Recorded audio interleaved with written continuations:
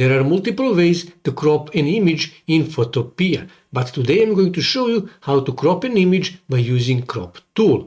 Simply click here on the Crop tool, and here you can see it automatically selected the entire image, but I can simply drag this to mark the area that I wish to keep. So this area here will be kept. Everything outside this area will be cropped.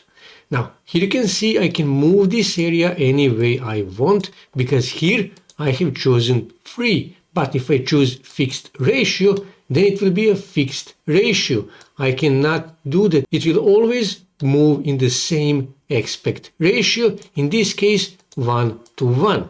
Also, I can choose fixed size, and here I can choose the size. For example, let's say 200 by 200 pixels.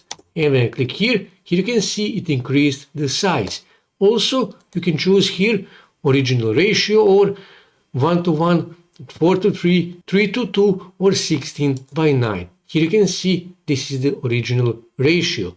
So when I go here, let's say I wish to crop this area here, all I have to do is just click here, and here you can see I cropped this area.